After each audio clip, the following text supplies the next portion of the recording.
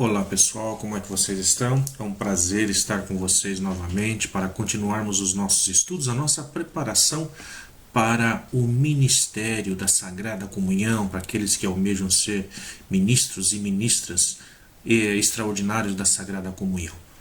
Todo o tempo, sempre que nós podemos, estamos postando, portanto, esses vídeos que são algumas videoaulas aí que vão nos ensinando ou nos lembrando como deve ser o posicionamento da pessoa humana, sendo um ministro da Eucaristia, sendo um ministro, sendo um servo dentro da igreja, aquele que serve não somente na igreja, mas no mundo. Hoje, nesse nosso encontro, eu, Diácono Luciano, vou tentar passar para vocês um pouquinho sobre quais são as virtudes a serem exercidas pelo ministro extraordinário da Sagrada Comunhão. São muitas virtudes essas que são um dom de Deus na nossa vida. E nós devemos exercitá-lo, e cada vez que exercitamos essas virtudes, nós aumentamos a nossa fé, aumentamos o nosso amor, aumentamos o nosso comprometimento para com o outro, para com o Deus que existe também no outro e não somente dentro de mim. E uma dessas principais virtudes, ou primeira virtude, nós podemos dizer, que tem que ser exercitada exatamente na acolhida. O servo, a serva de Deus, o ministro, a ministra, é aquele que acolhe. Quem vem para a igreja precisa ser muito bem acolhido. Seria maravilhoso se nas igrejas matrizes e também em todas as nossas comunidades formasse as equipes de acolhida, mas nós sabemos que nem sempre é possível que isso aconteça. E que essas equipes sejam instruídas sobre como acolher, até onde vai o acolhimento. Mas não é só isso, que a acolhida vai muito além das portas da igreja. A acolhida começa também ali na porta da igreja, quando nós recebemos aqueles que chegam, mas ela tem que ir além disso. O ministro, a ministra, aquele que se coloca como acolhedor, ele acolhe a pessoa na vida. Ele acolhe a pessoa já dentro da sua casa, a sua própria família. É aquele que sabe se dirigir ao outro sempre com uma palavra amiga ou muitas vezes com um ombro amigo, para poder colher-lhe as lágrimas. O servo, a serva, acolhedora é aquele que age como Cristo, oferecendo aquilo que a pessoa necessita na sua vida. Uma outra questão a ser exercitada, uma outra virtude, podemos chamar da virtude da humildade. No mundo atual, está se perdendo o senso de humildade. Todas as pessoas querem ser grandes. E quem se coloca a serviço da comunidade precisa ter a mesma atitude de João Batista. Aquela atitude que ele vai apresentar aos seus discípulos quando vão perguntar a ele sobre se esse Jesus que está aparecendo agora, se ele será o Messias ou precisamos esperar outro. E a grande resposta de João é preciso que ele cresça e que eu diminua. Isso nós encontramos lá no Evangelho de João, lá no capítulo 3, no versículo 30. É preciso que o Cristo apareça. E para isso eu tenho que diminuir o meu ego. Eu tenho que diminuir para que o Cristo apareça. Isso é o que se pede também de cada servo de Deus, seja ministro ordinário, seja ministro extraordinário, a cada um de nós. Para que exerçamos bem o nosso serviço, é o Cristo que tem que aparecer. Entretanto, a tentação de ser o primeiro, de estar no pódio, é grande no ser humano. Nós sabemos disso. A humildade é uma atitude de quem se reconhece como filho de Deus e sabe que dele tudo recebeu. Tudo aquilo que temos procede de Deus. Portanto, manter essa humildade não significa dizer que nós temos que nos menosprezar, mas é compreender que o outro carrega dentro de si a mesma força, a mesma fortaleza de Deus. Ele também é imagem e semelhança assim como eu. Portanto, eu não sou maior do que o outro, mas também não sou menor. Ser humilde não desanimar, mesmo diante das críticas. E quantas críticas são recebidas àqueles que trabalham, àqueles que se dispõem a trabalhar pelo reino de Deus. É deixar-se orientar por quem nos ajuda e não pelo palpite dos outros. Isso é ser humilde. Não nos esqueçamos o Evangelho que vai nos dizer também nas bem-aventuranças, quando nos fala que bem-aventurado é aquele que é perseguido por causa do Cristo, por causa da sua justiça, porque dele é o reino dos céus. Então tenha sempre isso na sua cabeça como meta. Se você está fazendo um bom trabalho, se você está se colocando como um servo dentro da humildade, e você não está sendo perseguido pelos outros, então talvez alguma coisa de errada nós estamos fazendo, você esteja fazendo. Porque a esses pertence o reino dos céus, a todos aqueles que são perseguidos. Que mantemos a nossa humildade, sabendo que é o Cristo que deve aparecer em todas as nossas ações. E quando o Cristo aparece, sempre terão aqueles que virão no anti-reino, aqueles que virão contra esse projeto de Deus. Então, se estamos recebendo críticas, muitas vezes essas críticas são construtivas, nos mostram que estamos no caminho certo. Também devemos exercitar as nossas virtudes na gratuidade. Essa é uma coisa importante. Quando Jesus envia os seus discípulos em missão, ele lhes dá uma ordem. E a ordem é: de graça recebestes, de graça deveis dar. Mateus 10, 8. Na verdade, todos os ministérios remontam a esse princípio. Nós recebemos de Jesus essa missão. De graça, Jesus é nos dado pelo Pai. Portanto, de graça também devemos partilhar. Partilharmos com os irmãos os dons que recebemos. Ser ministro é se colocar a serviço na gratuidade e não buscar algo em troca, que pode até mesmo ser o reconhecimento da comunidade.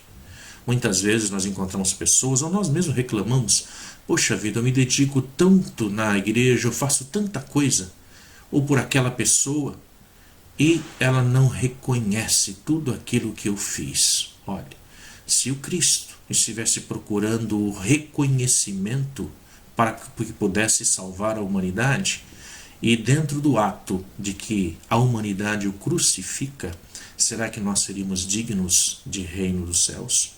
Portanto, é na gratuidade que Deus age no mundo. Nós também devemos agir nessa mesma gratuidade. É não esperar nada em troca. É o que nós chamamos no grego, na forma de amar, ágape. É esse amor incondicional, essa entrega incondicional, sem esperar nada em troca, sem esperar uma retribuição, sem esperar muito menos um reconhecimento. É claro, quando o reconhecimento vem, é muito bom, nos fortalece, nos ajuda a continuar trabalhando, sabemos que estamos fazendo coisa boa. Se acontecer de alguém reconhecer, de alguém dar um tapinha nas costas e lhe agradecer pelo que fez, ótimo, se fortaleça com isso. Mas caso contrário, sinta-se já reconhecido por Deus. É de lá que parte esse reconhecimento. E o reconhecimento já veio com a entrega de Jesus Cristo pela nossa salvação.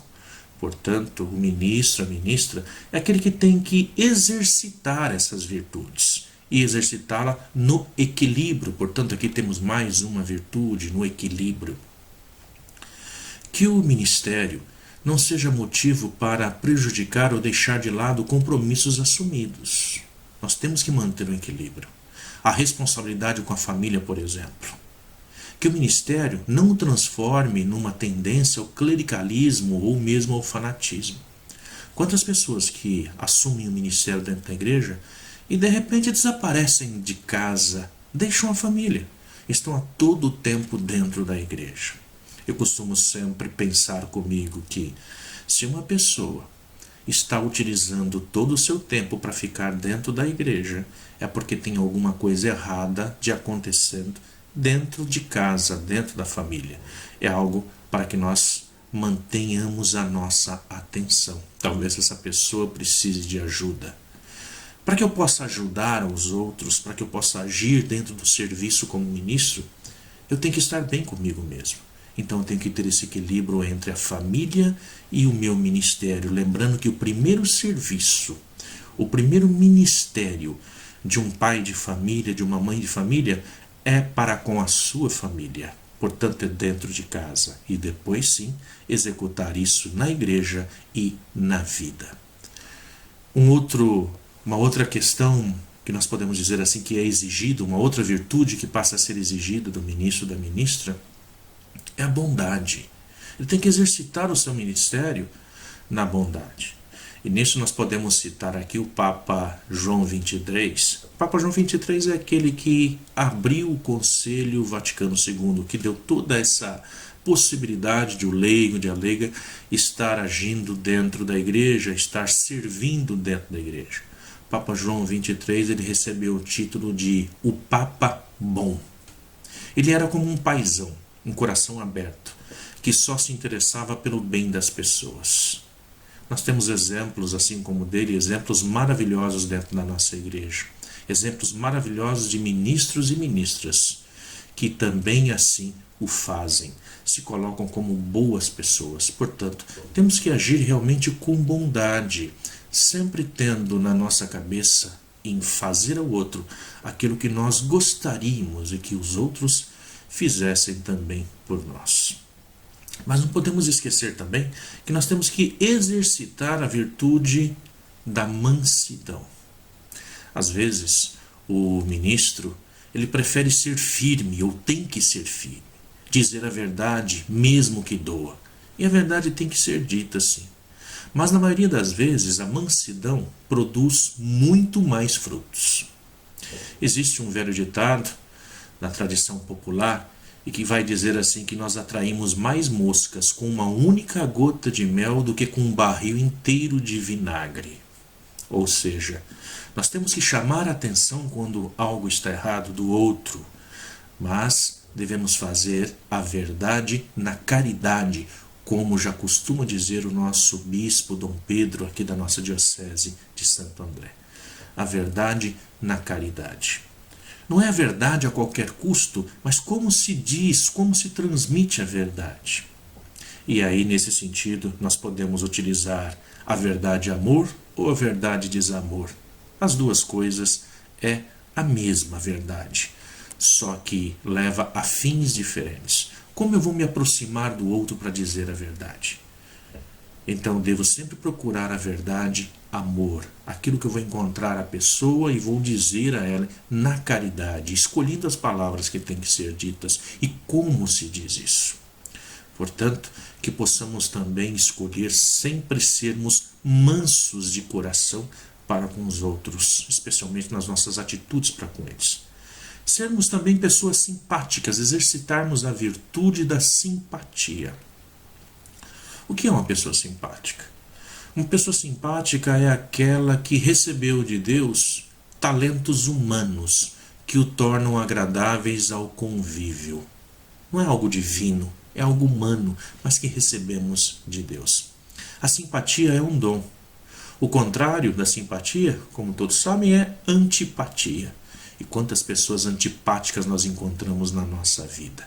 E se formos ser tal como elas são conosco, a vida se torna insuportável. Torna-se antipático o ministro que, através de cargos a ele confiados, busca a sua promoção pessoal a todo custo. Aquele que quer, de qualquer forma, alcançar o seu objetivo, passando por cima de qualquer um que esteja à sua frente. Essas são pessoas antipáticas. E são pessoas que muitas vezes estão exercitando ministérios dentro da igreja. E que ao fazerem isso, afastam delas todas as pessoas que estão em sua volta. Mas não afastam somente delas, afastam também do Cristo e da igreja. Portanto, exercitemos a simpatia. E exercitemos isso aliando-nos a uma outra virtude, na perseverança. Devemos ser pessoas perseverantes. Os primeiros passos, com muita emoção e entusiasmo, tornam-se fáceis quando nós entramos no nosso ministério, quando estamos envolvidos com aquilo que vamos fazer. A alegria de poder servir, a alegria de poder distribuir a comunhão, a alegria de poder estar ali presente junto ao presbitério, na distribuição da comunhão. Só que passando algum tempo, sente-se que muitos vão acabando se tornando um fardo para eles. O ministério se torna uma rotina, uma obrigação. é motivo de cansaço, então muitos acabam desistindo. Ou, extraordinariamente, participa-se das reuniões e encontros de formação, de oração e de estudos, mas sem realmente estarem ali com gosto por aquilo que estão fazendo. Desse modo, realmente fica difícil a perseverança. O ministro, a ministra, não está livre desses riscos também. Mas se houver o devido cuidado, principalmente com a oração, com a comunhão frequente, com a leitura da palavra de Deus, essas dificuldades e tantas outras não vão atingir a vocês, pois o contato íntimo com Deus renova a cada um de nós. Portanto, devemos ser perseverantes, principalmente na oração. É o que já se dizia lá em Atos dos Apóstolos para as primeiras comunidades. Eles eram sempre assíduos à oração, eram perseverantes. Então, assim também nós devemos ser. Uma outra virtude que tem que ser atribuído ao ministro, à ministra da comunhão, é no trabalho em conjunto. Devemos aprender a trabalhar em conjunto. Juntos, nossos talentos rendem muito mais, por mais modestos que sejam. Pode ser a mínima coisa, pode ser aquele que limpa a igreja, pode ser aquele que simplesmente prepara alguma coisa, um café. Juntos, os nossos talentos sempre vão render mais. É preciso, por isso, saber distribuir as tarefas a outras pessoas que possam auxiliar, esforçando-nos, com capacidade de poder ajudar a cada um de nós, descobrindo assim novos líderes e grandes talentos na nossa comunidade. Ninguém gosta daqueles que querem fazer tudo sozinhos, ou que não confiam em ninguém. Uma regra importantíssima é jamais tomar decisões importantes sozinhos. Eu tenho certeza que muitos de vocês já trabalharam com alguns colegas, padres, diáconos, vigários, e que não confiam em delegar trabalhos, em que querem concentrar tudo nas suas mãos, em fazer tudo sozinho. Ninguém gosta de trabalhar com pessoas que querem tudo na sua mão, que querem o controle de tudo. Mas nós também devemos nos abrir para trabalhar no diálogo com o outro. O trabalho em conjunto sempre vai render mais. Por isso, antes de tacarmos a pedra lá naquele padre que age dessa forma, olhemos para nós também. Porque muitas vezes nós criticamos no outro aquilo que nós mesmos fazemos. Então, antes de tomar alguma importante decisão sozinhos, vamos olhar para aqueles que estão do nosso lado para podermos também saber a opinião de cada um deles. Temos que exercitar a coerência. É na coerência que nós chegamos ao diálogo. Coerência é sintonia entre aquilo que se diz e aquilo que se faz. Esse é um grande desafio para cada um de nós, não somente para aquele que está no ministério, mas para aquele que está à frente de qualquer coisa, mesmo na política.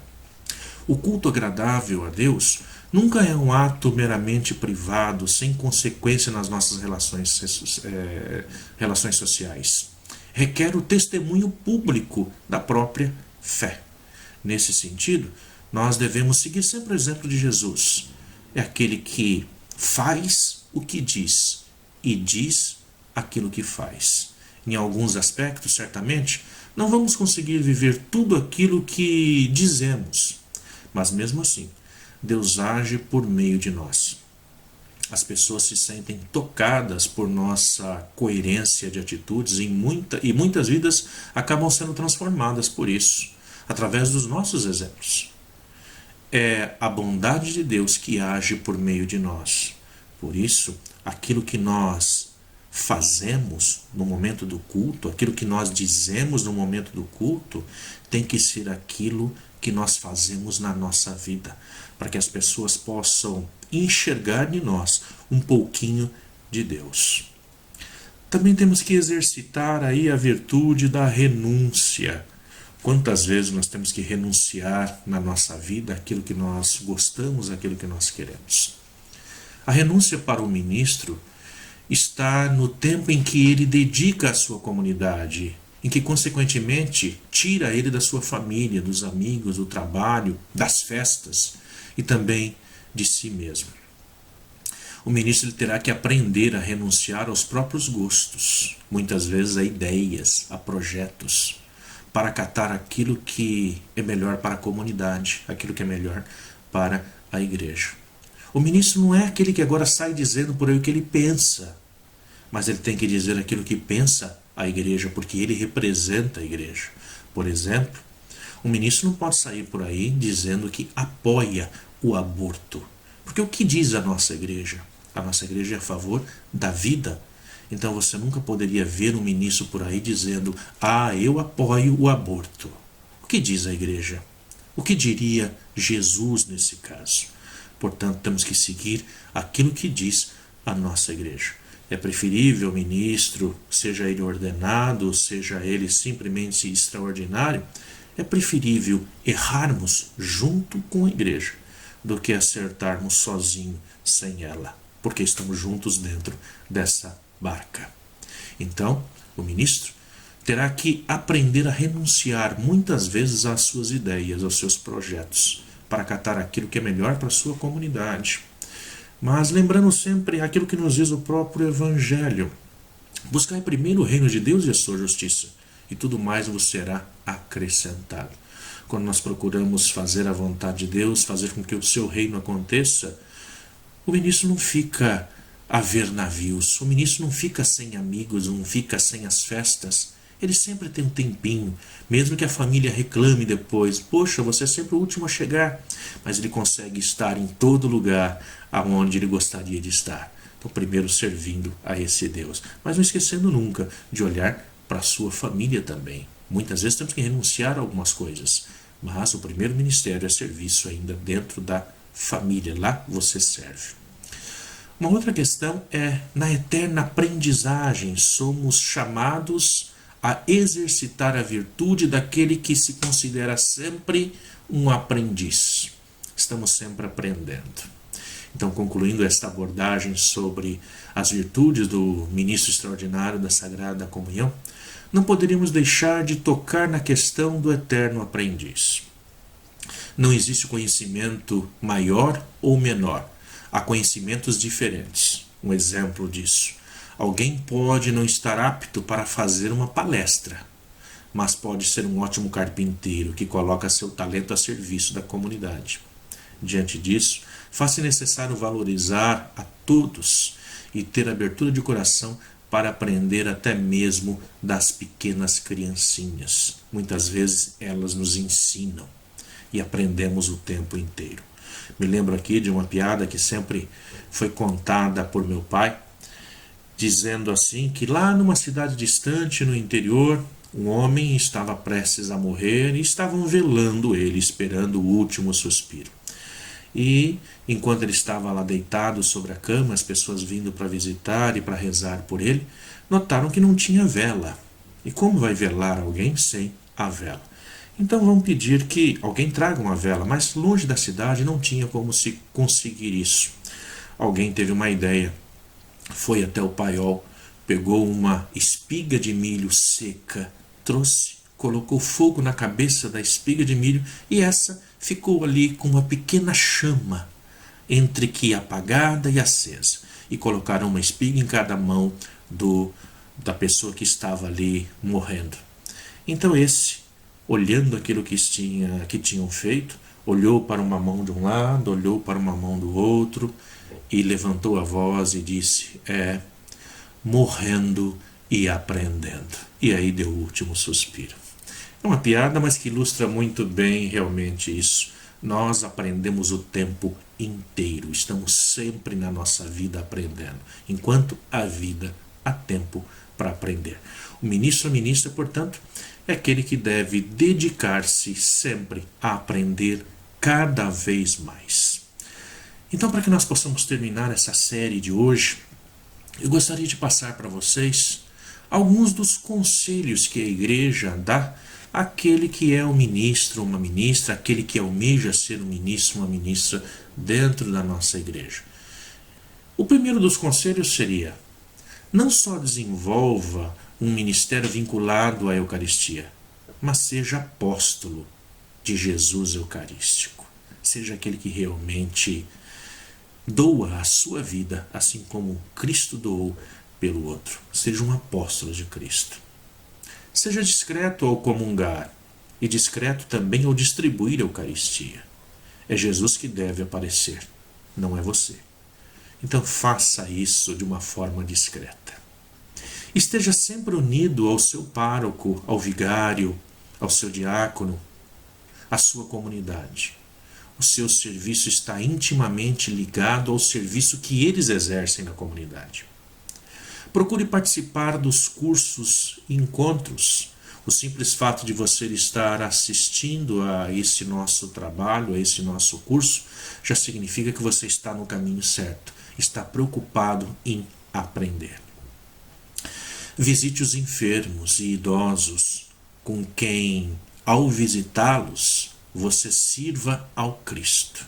Que você possa visitar a essas pessoas e servir a eles, assim como serviria ao próprio Cristo se ele estivesse sendo visitado. Seja você o rosto de cada um deles pela fé, o rosto do próprio Jesus. Participe da missa, mesmo que nessa época agora de pandemia, mesmo sendo pelo Facebook, pelas mídias digitais, participe. Ela é fonte de toda a espiritualidade. Ali encontra-se, portanto, a fonte e o ápice da nossa fé, a Eucaristia. O encontro com Cristo na Eucaristia, na palavra e na comunidade nos faz mais fortes, apesar das nossas fraquezas. Não deixe a sua família de lado. Antes de tudo, tenha tempo para ela.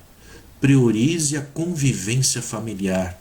Aproveite dos seus filhos, esteja com eles, com sua esposa, com seu esposo.